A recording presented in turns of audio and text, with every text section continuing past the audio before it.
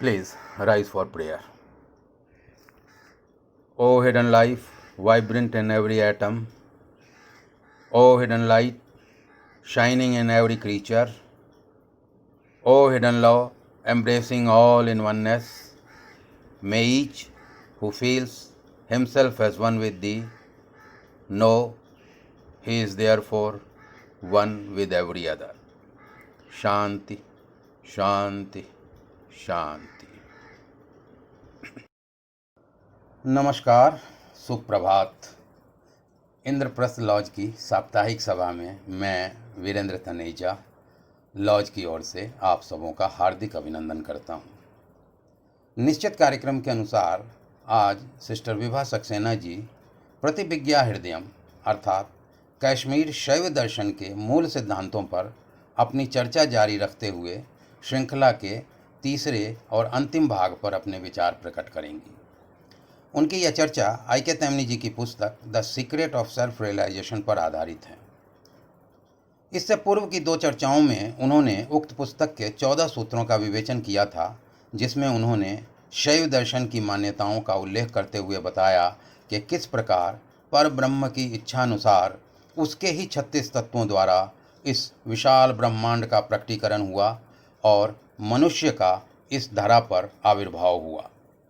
उन्होंने बहुत ही सरल और प्रभावशाली ढंग से वर्णन करते हुए बताया कि किस प्रकार उस परम सत्ता का अंश होने के बावजूद हमने अपने आप को विभिन्न प्रकार की इच्छाओं और वासनाओं से युक्त होकर अपने मूल स्वरूप को सीमित कर दिया है और किस प्रकार हम अपनी चेतना को विकसित करके माया का आवरण चीरकर उस पर ब्रह्म के चिदानंद स्वरूप से एक हो सकते हैं। आज वह इसी पुस्तक के अंतिम 6 सूत्रों पर अपने विचार प्रकट करेंगी। आज की यह मीटिंग भी रिकॉर्ड की जा रही है, जिसे हमारे लॉज के YouTube channel Indraprastha theosophical lodge पर अपलोड कर दिया जाएगा। हमेशा की तरह आज का यह सत्र भी 55 मिनटों का होगा, जिसमें अंत के 10 मिनट आपके प्रश्नों के लिए सुरक्षित रहेंगे। आप सबों से विनम्र निवेदन है कि अपने माइक्रोफोन्स म्यूट रखें और निर्धारित समय में ही अपनी बात रखने के लिए अनम्यूट करें। साथ ही आप सबों से अनुरोध है कि अपने मोबाइल या लैपटॉप में माइक के अतिरिक्त और किसी भी ऑप्शंस जैसे प्रेजेंट स्क्रीन या पिन टू स्क्रीन इत्यादि पर क्लिक ना करें। एक गंभीर विषय पर चर्चा होते समय इस प्रकार के अवरोधों से वक्ता एवं श्रोता दोनों का ध्यान भंग होता है। किसी भी प्रकार की असुविधा होने पर आप इस चैनल के मैसेज बोर्ड का प्रयोग कर सकते हैं। ऑडियो प्रॉब्लम होने पर हमारा ध्यान आकृष्ट करने के पूर्व एक बार मीटिंग लीव करके पुनः रिज्वाइन कर लें एवं अपने मोबाइल की वॉल्यूम भी चेक कर लें। आपके सहयोग के लिए हम बहुत आभारी रहेंगे। अब मैं विभा जी से अनुरोध करूंगा कि वो अपनी चर्चा प्रारंभ करें एवं हमें अपने प्रबुद्ध विचारों से अवगत कराएं। धन्यवाद।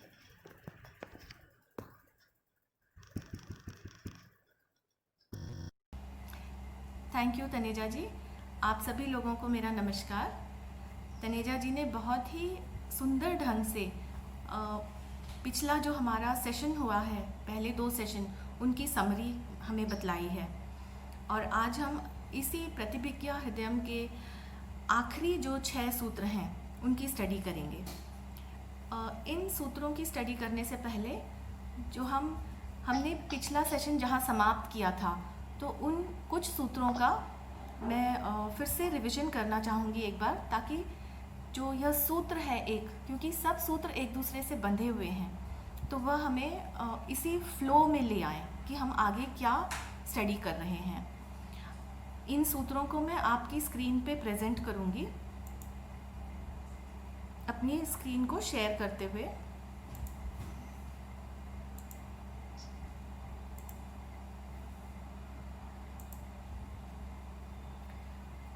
तो यह थी किताब the secret of self realization, Pratyabhijna Hridayam, जिसका अर्थ है realization of our own self, the real self. हमने पिछले सेशंस में 14 सूत्र कवर कर लिए हैं।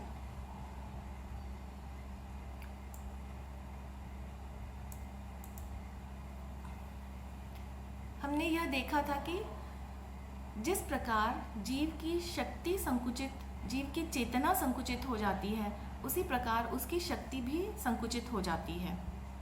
चिद्वत् तच्छक्ति संकोचान मलावृतः संसारी, यह हमारा 9वां सूत्र था।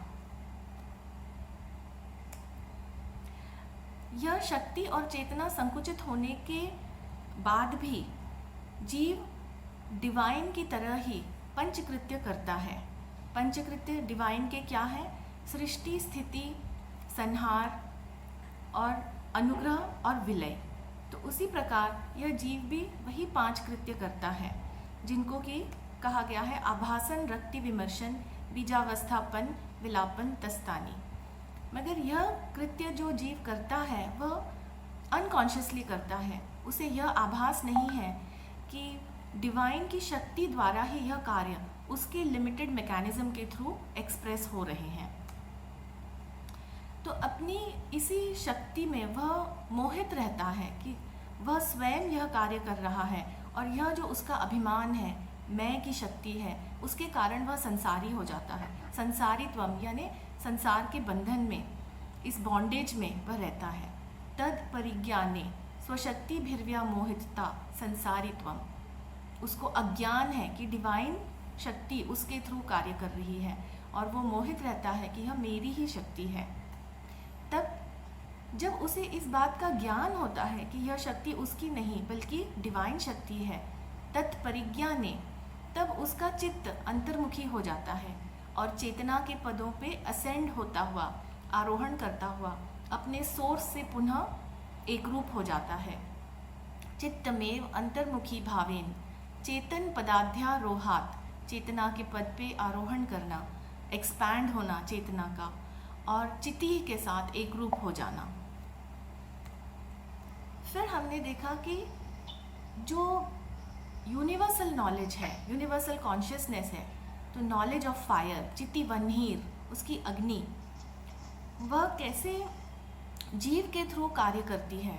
यानी कि जीव का विवेक जागृत होता है।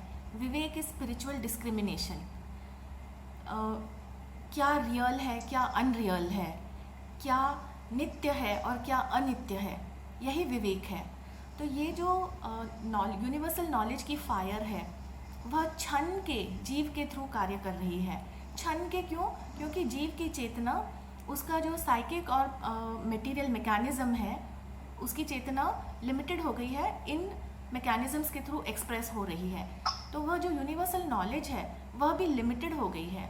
हमने एग्जाम्पल दिया था, जैसे पेड़ों के बीच से सूर्य की धूप छन के आती है, तो जितनी मात्रा में भी यह फायर ऑफ नॉलेज छन के हमारे चेतना में आती है, उतनी ही मात्रा में ये जो ऑब्जेक्ट्स हम परसीव कर रहे हैं यूनिवर्स के, जिनको मेय कहा है, मेय यानी जिन चीज़ों को हम जानते हैं, द नोन ऑब्जेक्ट्स, उनका ईंधन जलता है इस अग्नि के द्वारा, प्लुष्यति यानी जलाना। तो यह fire of knowledge in objects रूपी ईंधन को जलाती है। इसका अर्थ यह है कि यह इल्यूजन हमारे सामने से हटता है, क्योंकि यह फायर रूपी नॉलेज हमारा विवेक है। तो यह इल्यूजन जो है कि हमने ये मेंटल इमेज ऑब्जेक्ट्स की बना रखी है, उसको वह जलाती है। तो यहाँ तक हमने पिछले सेशन में देखा था। अब हम आज का सेशन शुरू करते हैं। जो 15वां सूत्र है वह क्या कहता है? बल लाभे विश्वम आत्मसात करोति।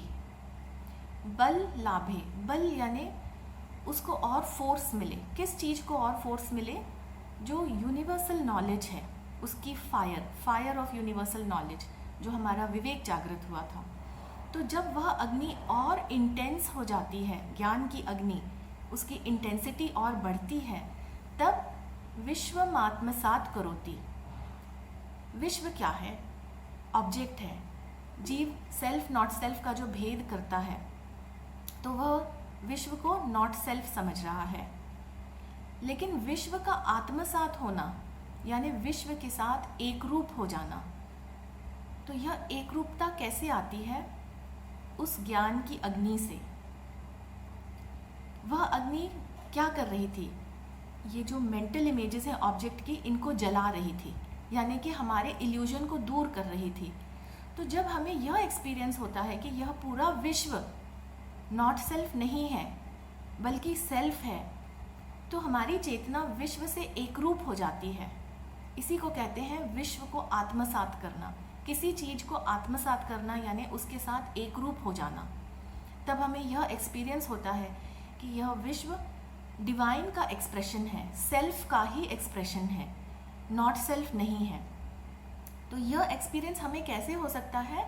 बल लाभे, यानी ज्ञान की अग्नि को जब बल मिलता है, वह इंटेंस होती है, तब यह इल्यूजन हमारे सामने से हट जाता है और हम विश्व से एक रूप हो जाते हैं।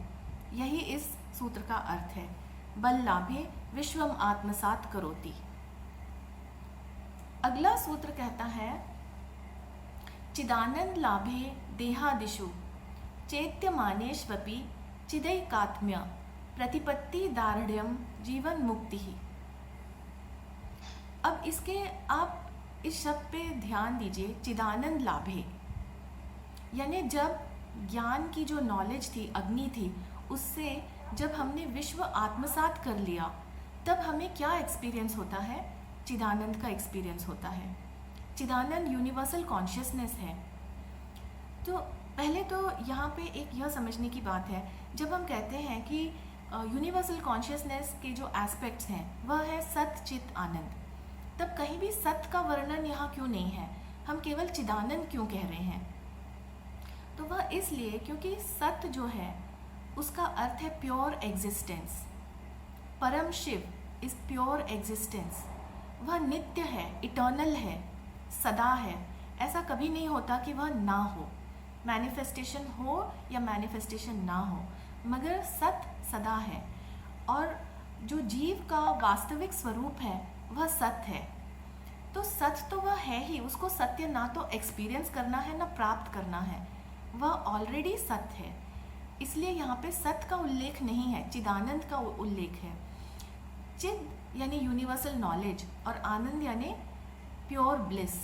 तो इसका एक्सपीरियंस जब होता है, यह एक्सपीरियंस हमें प्राप्त नहीं है डेली लाइफ में, हमको चिदानंद का एक्सपीरियंस प्राप्त नहीं है। हमें तो यह सेपरेशन, सेल्फ नॉट सेल्फ का एक्सपीरियंस हमें होता है। मगर जब यह चिदानंद का एक्सपीरियंस होता है, तब हम अपने शुद्ध स्वरूप जो सत्य है उसमें स्थित हो जाते हैं। इसलिए यहाँ पे केवल यह शब्द इस्तेमाल हुआ है, चिदानंद लाभे। चिदानंद लाभे देहादिषु चैत्यमानेष्वपि, यानी कि हमारे बॉडी और मेंटल परसेप्शन में जो चैत्य है, चैत्य माने जो नोन ऑब्जेक्ट्स हैं, वह हमारे मनस में अभी भी हैं। उनका परसेप्शन हमें हो रहा है। यद्यपि उनका परसेप्शन हमें हो रहा है, फिर भी चिदैकात्म्य यानी जो यूनिवर्सल कॉन्शियसनेस है उसके साथ हमारी आइडेंटिटी है, एकात्म्य है, यह एक्सपीरियंस भी हमें हो रहा है। यानी ये कि जब हम यूनिवर्सल कॉन्शियसनेस को एक्सपीरियंस कर रहे हैं, चिदानंद के स्टेट में हैं, तो ऐसा नहीं है कि यह विश्व लुप्त हो गया या कहीं छुप गया और हमें दिख नहीं रहा। यह तब भी हमारे मेंटल परसेप्शन में है। जो चैत्य हैं, ऑब्जेक्ट्स हैं, वो हमारे मनस में हैं एज अ मेंटल इमेज। फिर भी हमारी आइडेंटिटी यूनिवर्सल कॉन्शियसनेस के साथ है, चिदैकात्म्य के साथ है। और किस प्रकार है? प्रतिपत्ति दार्ढ्यम, यानी वह फर्मली और इरिवर्सिबली है। ऐसा नहीं है कि हमें यह एकता अभी एक्सपीरियंस होती है और फिर वह मिट जाती है। जब वह फर्मली और इरिवर्सिबली यह एक्सपीरियंस होता है कि हमारी चिति के साथ एकता है, तब हम जीवन मुक्त हो जाते हैं। तो जीवन मुक्त यानी एम्बॉडीड स्टेट में रह के भी हमारा एक्सपीरियंस सदा यूनिवर्सल कॉन्शियसनेस के साथ होता है। यह बहुत इम्पॉर्टेंट है क्योंकि अक्सर लोगों के मन में यह सवाल उठता है कि जीवन मुक्ति क्या है। तो यह श्लोक हमें यही बता रहा है कि इस पर्सनालिटी में, लोअर सेल्फ में रहते हुए भी और हमारे माइंड में यह जो मेंटल इमेजेस हैं यूनिवर्स की, वह रहती हैं, उसके बावजूद भी। तो सो टू कंटिन्यू फ्रॉम हियर, चिदानंद लाभे देहादिषु चैत्यमानेष्वपि चिदैकात्म्य प्रतिपत्ति दार्ढ्यम जीवन मुक्ति ही। चिदानंद का लाभ तब होता है जब ज्ञान की अग्नि को बल मिलता है और विश्व हमारे साथ एक रूप हो जाता है। हमारे मनस में तब भी ये जो यूनिवर्स है वह मेंटल ऑब्जेक्ट्स रहते हैं, और इसके बावजूद भी हमारा एक्सपीरियंस यूनिवर्सल कॉन्शियसनेस के साथ एकात्म्य का होता है। और फर्मली और इरिवर्सिबली जब हमें यह एक्सपीरियंस होता है, तब हम जीवन मुक्त स्टेट में, जीवन मुक्त अवस्था में आ जाते हैं। अब हम अगला सूत्र देखते हैं। यह बहुत ही छोटा सूत्र है, मगर इसका अर्थ बहुत गहरा है। मध्य विकासा चिदानंद लाभ। मध्य विकास, चिदानंद का लाभ कैसे होता है? मध्य के विकास से। तो मध्य का अर्थ क्या है? जो हमारी कॉन्शियसनेस है, जीव में जो चेतना है, उसकी सेंटर ऑफ कॉन्शियसनेस वह मध्य है। तो इस चेतना का विकास जब होता है, जीव की चेतना का जब एक्सपेंशन या अनफोल्डमेंट होता है, तो वह यूनिवर्सल कॉन्शियसनेस के साथ एक हो जाता है और उसको अपने चिदानंद स्वरूप का एक्सपीरियंस होता है। इसको आप एक एनालॉजी के साथ समझिए। जैसे सर्कल है और सर्कल का सेंटर है, तो यह सेंटर जो है वह जीव की कॉन्शियसनेस है, और जो सर्कल का बाउंड्री है या सर्कमफ्रेंस है वह उसकी परिधि है। जैसे हम नॉर्मल डेली लाइफ में कहते हैं ये बॉडी है, ये मैं हूँ, तो ये बॉडी हमारी बाउंड्री है, हमारी कॉन्शियसनेस केवल इसी के अंदर है। लेकिन जब चेतना का विकास होता है तो यह बाउंड्री हट जाती है।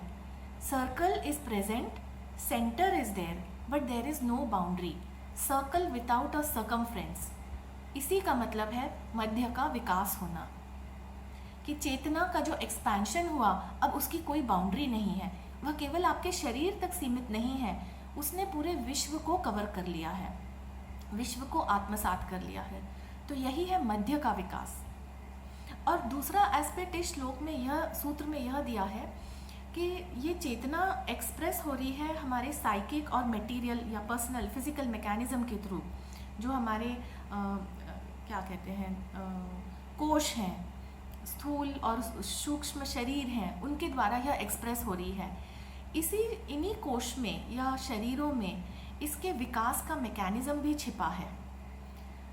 हम जानते हैं कि जो हमारा वर्टिब्रल कॉलम है, उसमें बीच में जो नाड़ी है, सुषुम्ना नाड़ी, उसमें जो एनर्जी फ्लो होती है, प्रवाहित होती है, उसका जब विकास होता है या अनफोल्डमेंट होता है, वह भी मध्य का विकास है।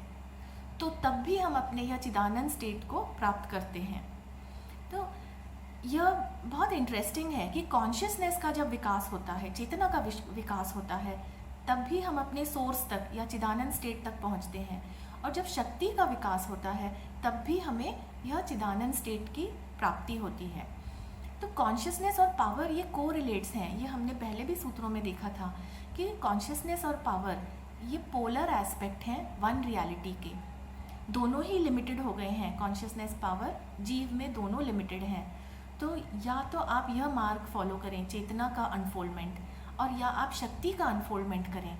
ये आपके मध्य का विकास है, और दोनों का विकास आपको अपने सोर्स तक या चिदानंद नेचर तक पहुंचाता है। अब हम अगला सूत्र देखते हैं।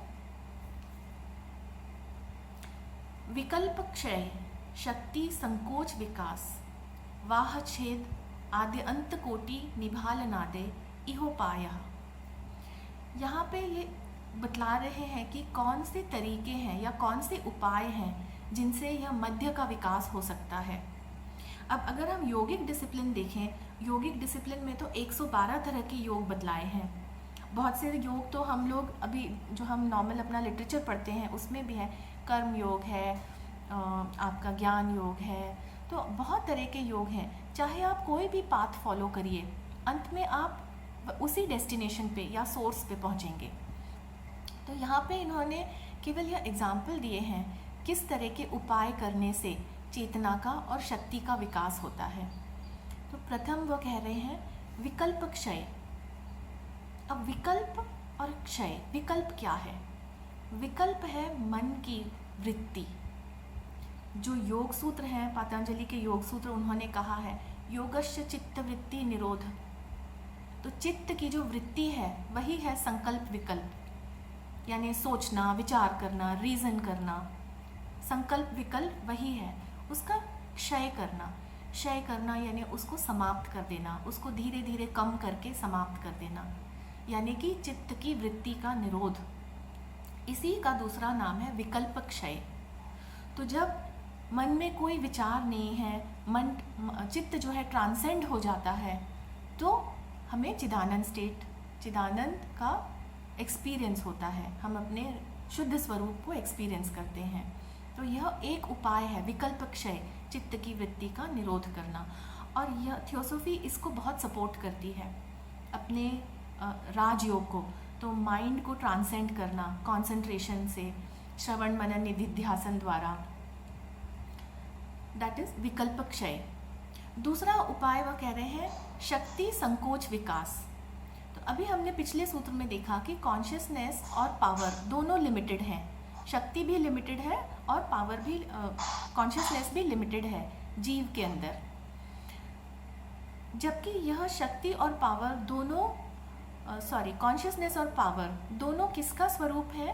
वन रियलिटी या यूनिवर्सल कॉन्शियसनेस का ही स्वरूप है। तो इस शक्ति को हम एक्सपैंड कर सकते हैं, उसका विकास हो सकता है। जीव में वह संकुचित है, शक्ति संकुचित है, लेकिन जब उसका एक्सपेंशन या विकास होता है तब वह डिवाइन पावर का स्वरूप ले लेती है। और यह एक्सपैंडेड शक्ति या डेवलप्ड शक्ति, इसके द्वारा हम जीव की चेतना को, जो इस संसार के बंधन में बंधी हुई है, उसकी जो मेंटल इमेजेस हैं उसमें बंधी है, उससे हम उसको मुक्ति दिला सकते हैं या चेतना को मुक्त कर सकते हैं। यानी शक्ति के विकास के द्वारा चेतना को ये मेंटल इमेजेस से मुक्त किया जा सकता है। चेतना अपने मेंटल स्टेट को ट्रांसेंड कर लेगी। तो आप ये देखिए, एंड में माइंड का ही ट्रांसेंड हो रहा है।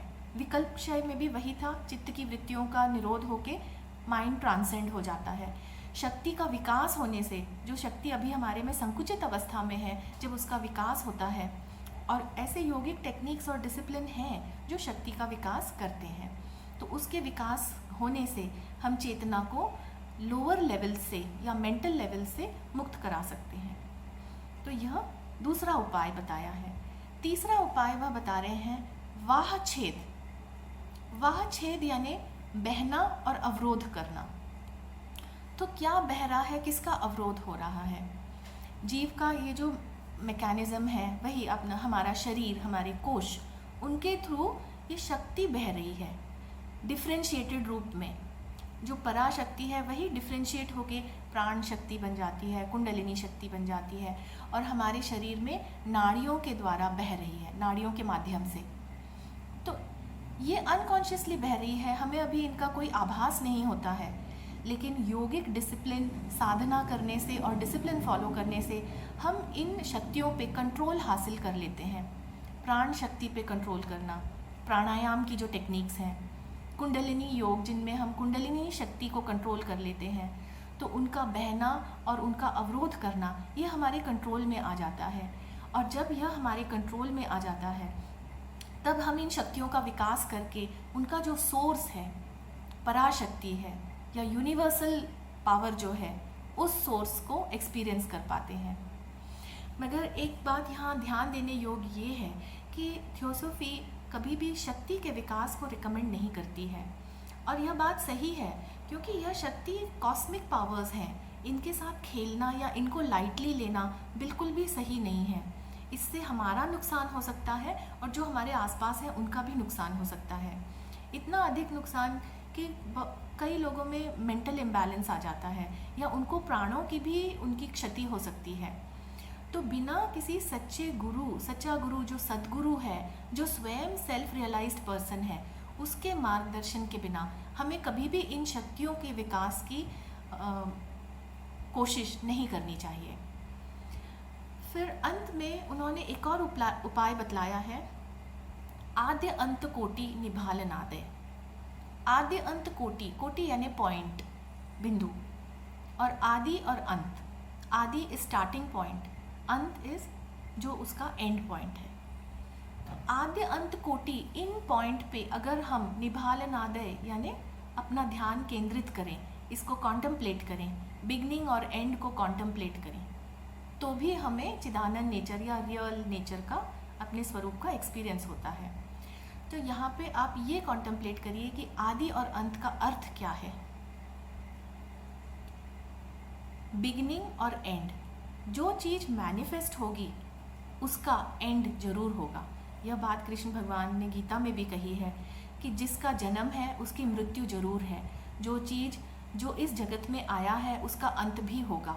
यानी if there is a beginning there is a and, क्योंकि बिगिनिंग और एंड ये स्पेस और टाइम का सूचक है ना, काल और नियति का सूचक है। तो यूनिवर्स मैनिफेस्ट होती है, यूनिवर्स का बिगिनिंग है, तो यूनिवर्स का एंड यानी उसका प्रलय भी होगा। यूनिवर्स का बिगिनिंग कहाँ से होता है? अल्टीमेट रियलिटी में से, यूनिवर्सल कॉन्शियसनेस में से। यूनिवर्स उसी का एक्सप्रेशन है, यह पूरा ब्रह्मांड ब्रह्म का एक्सप्रेशन है, यानी ब्रह्म का स्वरूप है। तो उसका उद्गम या उसका आदि उस ब्रह्म से है। और यूनिवर्स का अंत कहाँ है? जब प्रलय में यह यूनिवर्स पूरी रीअब्जॉर्ब हो जाती है, तब वह फिर से उसी ब्रह्म में रीअब्जॉर्ब हो जाती है। तो उसका अंत भी, जो एंड पॉइंट है, वह भी यूनिवर्सल रियलिटी ही है। आदि और अंत इस यूनिवर्स का वही वन रियलिटी ब्रह्म, शिव, परम शिव वही है। तो ये आदि अंत कोटि, इस पॉइंट पे हम अपना ध्यान केंद्रित करके और इसको कॉन्टेम्पलेट करें, तो हम क्या कॉन्टेम्पलेट कर रहे हैं? ब्रह्म को, पर ब्रह्म को, शिव को, अपने असली स्वरूप को, उसको कॉन्टेम्पलेट कर रहे हैं। तो उस कॉन्टेम्पलेशन से भी हमें अपना रियल स्वरूप या सोर्स का एक्सपीरियंस होता है। योगिक साइंस में आदि अंत कोटि को यह ऐसे भी बतलाया है, द्वादशांत का अंतर जो है, द्वादशांत यानी 12 अंगुल का अंतर। जब जो चक्रों का वर्णन किया है, तो सबसे ऊपर का जो सहस्रार चक्र है, उसके ऊपर 12 अंगुल, वहाँ पे जो एनर्जी स्थित है या चक्र है, वह आदि अंत, वही वह पॉइंट है।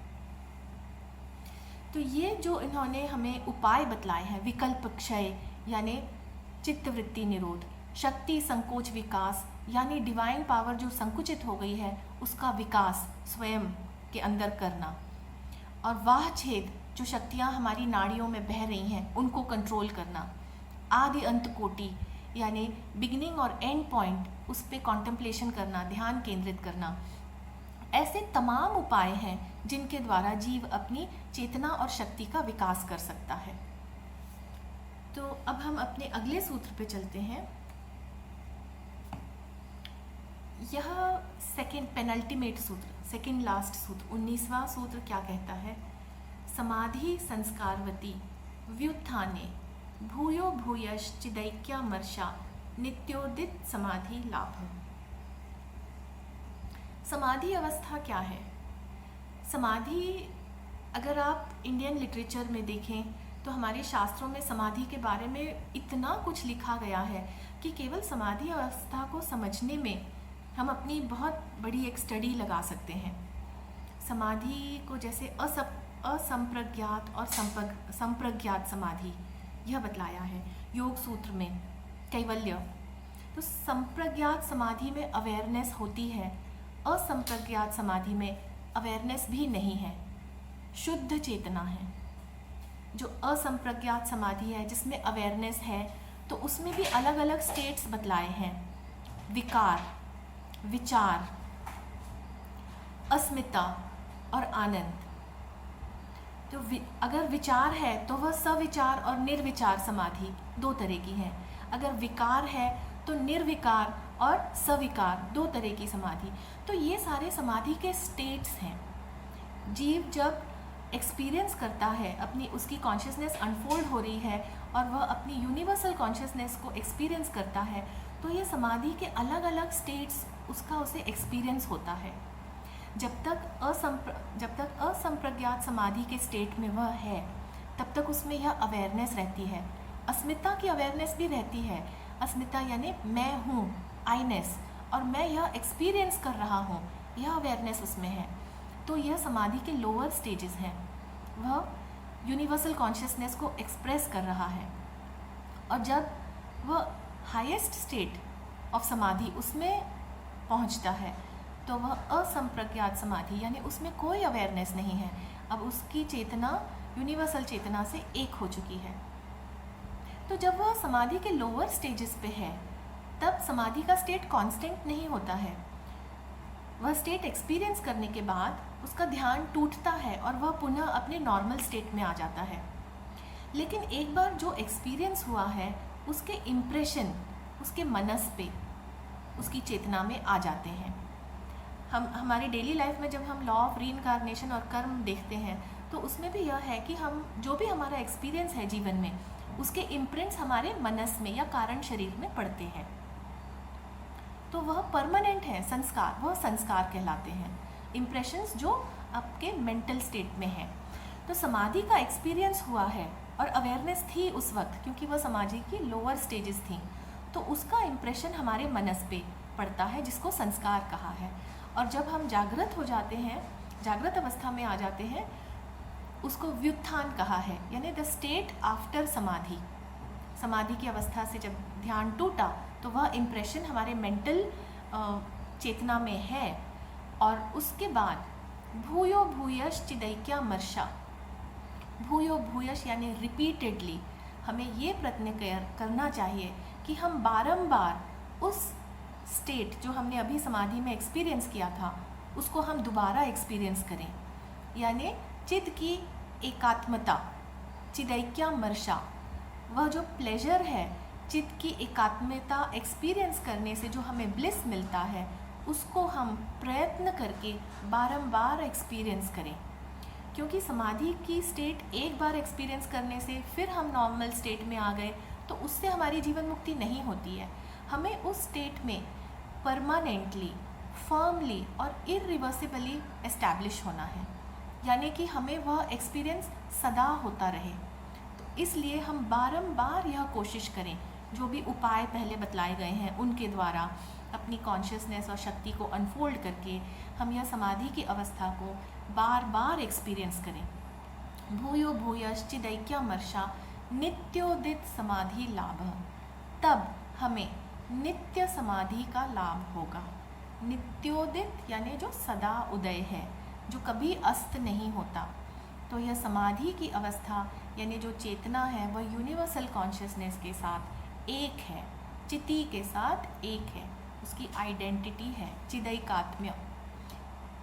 भूयो भूयश चिदैक्यामर्षा, अमर्ष यानी प्लेजर, क्योंकि उसके साथ एक होने में हमें चिदानंद नेचर का एक्सपीरियंस होता है और आनंद इज प्योर ब्लिस। तो चित्त के एकात्म से ब्लिस का एक्सपीरियंस होता है। यह एक्सपीरियंस हम बार बार अपनी कोशिश के द्वारा इसको करें, जो उपाय बतलाए हैं, तब हम इस समाधि की नित्य अवस्था को प्राप्त करेंगे।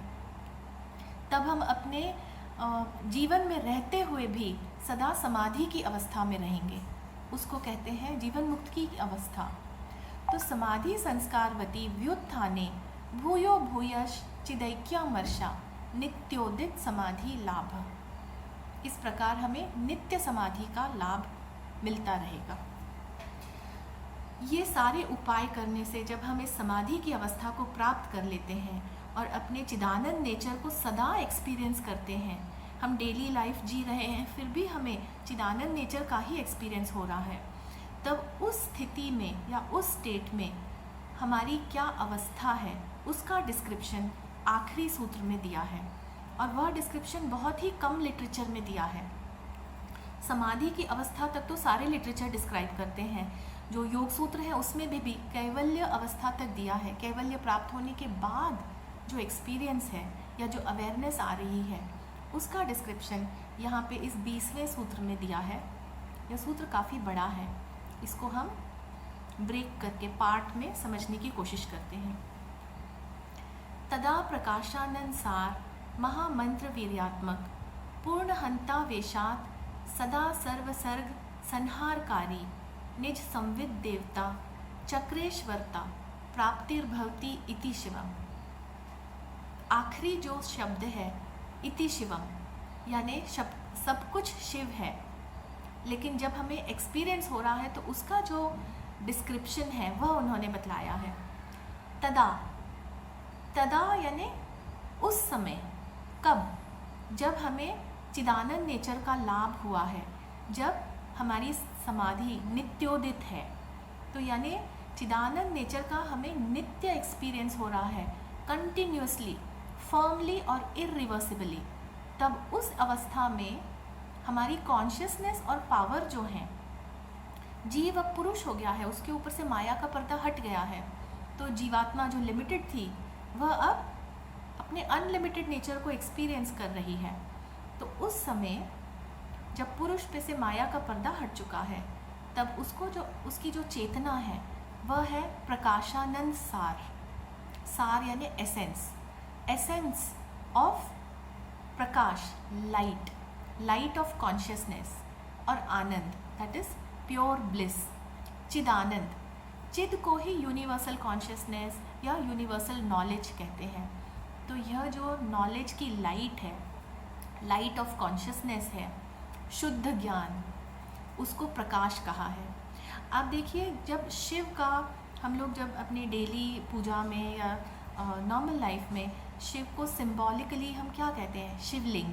शिवलिंग is the symbolism of the universe, और उसको हम कहते हैं ज्योतिर्लिंग। ज्योतिर्लिंग माने ज्योति, जो प्रकाश है, यूनिवर्सल नॉलेज है, वही कॉन्शियसनेस है। तो प्रकाश और आनंद, जब इस नॉलेज को एक्सपीरियंस कर रहे हैं, कॉन्शियसनेस को एक्सपीरियंस कर रहे हैं, तो जो ब्लिस हमें एक्सपीरियंस होता है वह है आनंद, और वही हमारा नेचर है, कॉन्शियसनेस का नेचर। तो नित्य समाधि की अवस्था में यह प्रकाशानंद सार, यह हमारी कॉन्शियसनेस का नेचर है। अब शक्ति का नेचर क्या है? हमारी शक्ति भी तो एक्सपैंड होती है, क्योंकि जब कॉन्शियसनेस एक्सपैंड होती है तो शक्ति भी एक्सपैंड होती है। तो शक्ति को डिस्क्राइब करते हुए कहते हैं महामंत्र वीर्यात्मक। महामंत्र is the power of sound. Sound जो है, शब्द ब्रह्म जिसे कहते हैं, शब्द ब्रह्म यूनिवर्स के मैनिफेस्टेशन का बेसिस है। शब्द ब्रह्म से ही यह ब्रह्मांड बना है। जब वह जो शब्द की शक्ति है या साउंड की शक्ति है वह डिसेंड होती है और विभिन्न रूपों में मैनिफेस्ट होती है, उसका डिफ्रेंसिएशन होता है, तब यह यूनिवर्स मैनिफेस्ट होती है, ऑब्जेक्ट का रूप ले लेती है। यहाँ पे उसको मंत्र कहा है, क्योंकि साउंड जब डिफ्रेंशिएट होता है तो वह शब्द बन जाता है।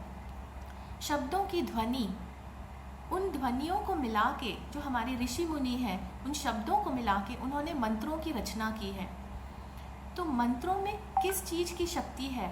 शब्द की शक्ति है, ध्वनि की शक्ति है। जब हम मंत्र का उच्चारण करते हैं, इसीलिए कहते हैं मंत्रों का उच्चारण बिल्कुल शुद्ध होना चाहिए, और उसका जो टोन है, उच्चारण करने की जो टोन, यानी हायर टोन, लोअर टोन, वह भी बिल्कुल सही होनी चाहिए, क्योंकि तभी उस अक्षर का या उस शब्द का जो शक्ति है वह मैनिफेस्ट होती है। हम कहते हैं मंत्र को हमने सिद्ध कर लिया, यानी उसकी शक्ति को हमने मैनिफेस्ट कर लिया, और उसके ऊपर कॉन्टेम्पलेट करके, उसके शब्दों को बार बार प्योर तरीके से बोल के उस मंत्र को हमने सिद्ध कर लिया। तो जितने मंत्र हैं उन सबका जो सोर्स है वह डिवाइन शक्ति है। इन सब मंत्रों की सम्मिलित शक्ति वह महामंत्र है। महामंत्र को हम प्रणव भी कहते हैं। प्रणव यानी ओंकार। तो ओंकार की जो ध्वनि है, उसी ध्वनि से यह सारे मंत्र या सारे ऑब्जेक्ट्स, सारे विश्व का अभिव्यक्ति हुई है। और यह महामंत्र जो इंटीग्रेटेड पावर ऑफ साउंड है वह हमें प्राप्त होती है, या उसका हमें एक्सपीरियंस होता है। हमारी कॉन्शियसनेस प्रकाशानंद है, और हमारी जो पावर है वह महामंत्र की जो पावर है उसके समान है, वही है। तो यह जो पावर है, जब इस पावर का हमें एक्सपीरियंस होता है तो उस पावर के द्वारा हम क्या कर सकते हैं? सर्व सर्ग संहारकारी। और इसके पहले कहते हैं पूर्ण हंता वेशात। पूर्ण हंता यानी पूर्ण अहमता। अब यहाँ पे यह शब्द देखिए, अहम को अक्सर लोग ये समझते हैं ईगो, पर्सनल ईगो। ये बहुत ही लोअर लेवल पे पर्सनालिटी का ईगो है, वह अहम है। लेकिन यहाँ पे जो बात हो रही है पूर्ण अहमता, तो पूर्ण अहमता यूनिवर्सल कॉन्शियसनेस की अवेयरनेस है। हमने पिछले श्लोक में देखा था कि विश्व आत्मसात हो गया है, यानी चेतना में पूरा विश्व है। You are the entire universe, there is no separation, आपके अलावा और कुछ है ही नहीं, तो आप पूर्ण हैं। आप में जो यह अवेयरनेस है कि मैं हूँ, यह पूर्ण है।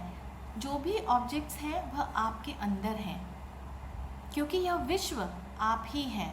तो this is called all inclusive Iness, यानी सारे ऑब्जेक्ट्स आपके अंदर इंक्लूडेड हैं। आपकी चेतना बॉडी तक लिमिटेड नहीं है, बल्कि पूर्ण है। पूर्ण चेतना यानी पूर्ण अहमता। तो यह स्वरूप आपको एक्सपीरियंस होता है। पूर्ण अहमता वेशात सर्व सर्ग संहारकारी, जो पावर आपके पास है, जो आप एक्सपीरियंस कर रहे हैं, उससे अब आप देखिए, हम बहुत ही सबसे हाईएस्ट लेवल की बात कर रहे हैं, जहाँ पे यूनिवर्सल कॉन्शियसनेस है, इंटीग्रेटेड पावर है। तो यह पावर जो यूनिवर्सल कॉन्शियसनेस है वही मैनिफेस्ट होती है। सृष्टि की रचना, सृष्टि की स्थिति और सृष्टि का संहार। सर्ग यानी सृष्टि, तो उसका क्रिएशन और संहार, यह शक्ति किस में है? यह शक्ति यूनिवर्सल कॉन्शियसनेस में है, परम शिव में है, क्योंकि वही इस यूनिवर्स को मैनिफेस्ट करता है और वही इसको रीअब्जॉर्ब कर लेता है। तो जब हमारी चेतना प्रकाशानंद सार हो जाती है, शिव के समान, शिव स्वरूप हो जाती है, तो वह शक्ति हमारे अंदर होती है। हमारी शक्ति एक्सपैंड हो जाती है और हम स्वयं ऐसे सर्ग का संहार और उसका क्रिएशन कर सकते हैं। यहाँ पे मैं आपको एक रेफरेंस दूंगी जो सीक्रेट डॉक्ट्रिन में लिखा है। उन्होंने अपनी फर्स्ट वॉल्यूम कॉस्मोजेनेसिस में यह लिखा है, HPB ने, कि जब यूनिवर्स मैनिफेस्ट होती है तो कॉन्शियसनेस और पावर, इनकी बहुत सारी हायरार्कीज़ बन जाती हैं।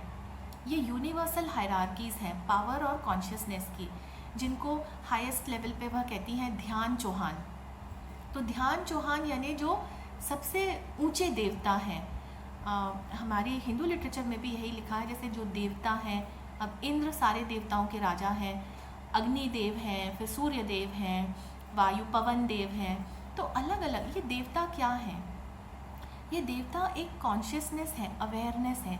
दे आर अवेयर फोर्सेस जो अपना फंक्शन इम्प्लीमेंट करते हैं, और उनका फंक्शन कैसे इम्प्लीमेंट होता है? उन्हीं की पावर के द्वारा, उनकी शक्ति के द्वारा।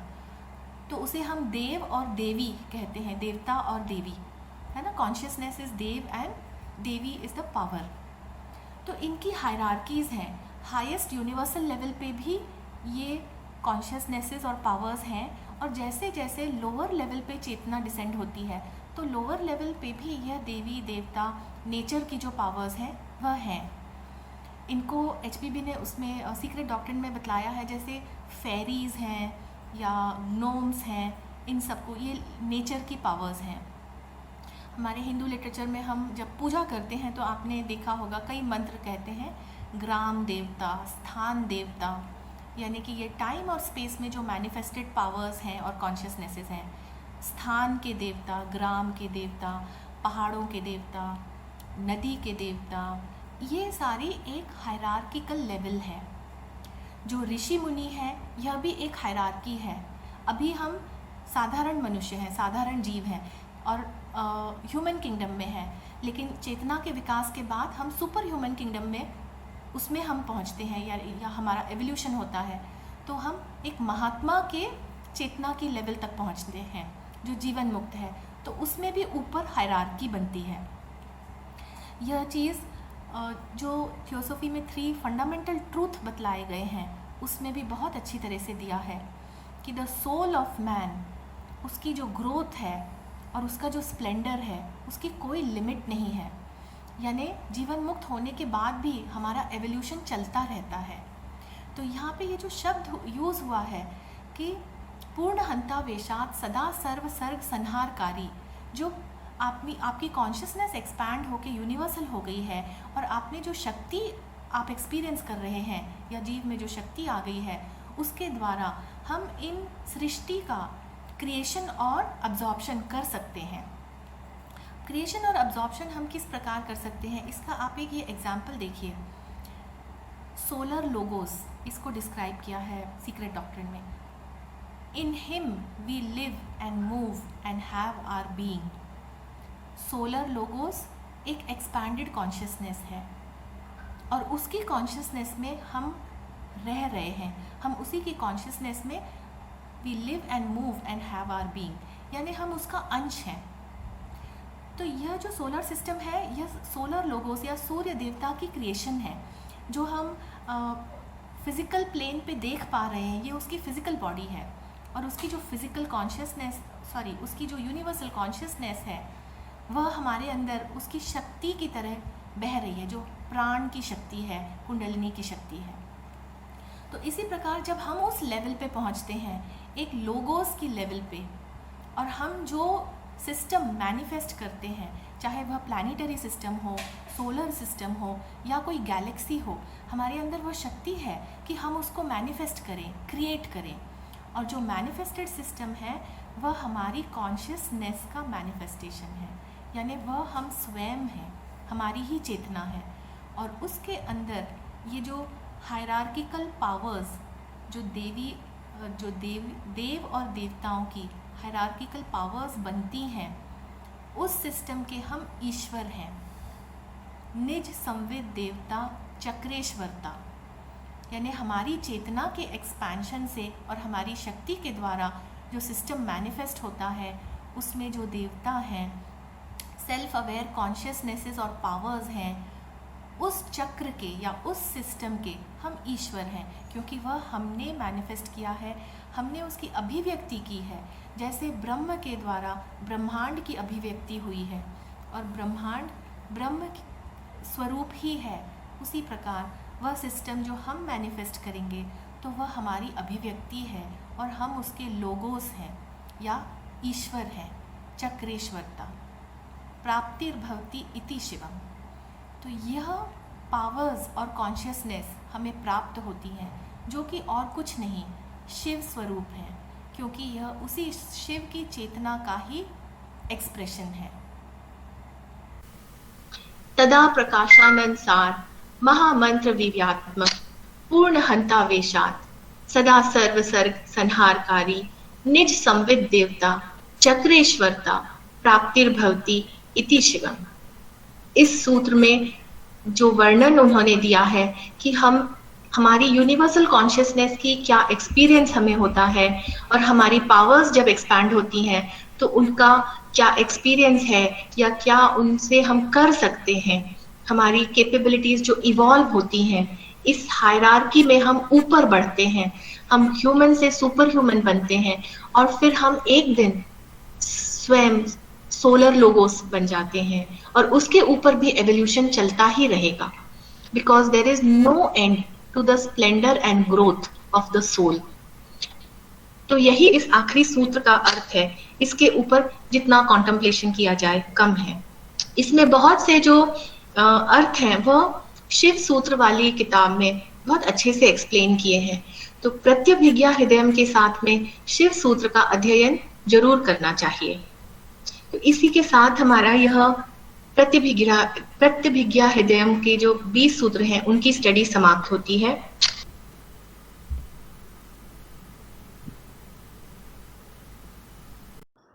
विश्व कल्याण की कामना करते हुए शांति मंत्र के पाठ से हम आज की सभा का समापन करते हैं। सर्वे भवन्तु सुखिनः, सर्वे सन्तु निरामयाः, सर्वे भद्राणि पश्यन्तु, मा कश्चित् दुःखभाग् भवेत्। शांति शांति शांति।